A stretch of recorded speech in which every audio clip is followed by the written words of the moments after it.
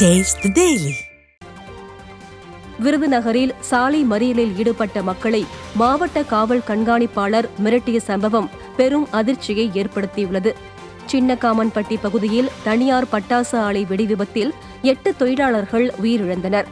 அவர்களின் உடல்கள் விருதுநகர் அரசு மருத்துவமனையில் உடற்கூராய்விற்காக அனுப்பி வைக்கப்பட்ட நிலையில் அவர்களது குடும்பங்களுக்கு கூடுதல் நிவாரணம் வழங்க வலியுறுத்தி அவர்களது உறவினர்கள் திடீர் சாலை மறியலில் ஈடுபட்டனர்.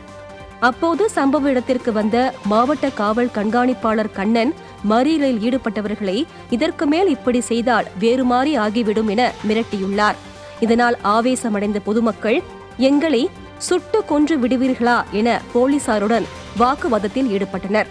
ஸ்டாலினின் கட்டுப்பாட்டில் உள்ள காவல்துறை தொடர்ந்து மக்களிடம் அராஜக போக்கில் ஈடுபடுவது ஜனநாயகத்தை கேள்விக்குறியாக்கியுள்ளது.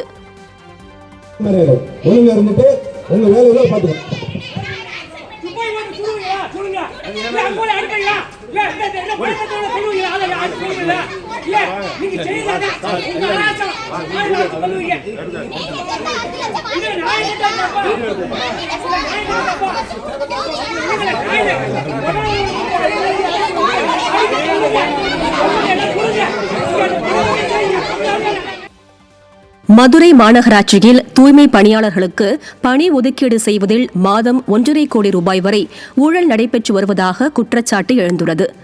மாநகராட்சிக்கு உட்பட்ட பகுதிகளில் தூய்மை பணியை மேற்கொள்ள அவர்லாண்ட் என்ற திமுகவின் பினாமி நிறுவனம் ஒப்பந்தம் பெற்றுள்ளது.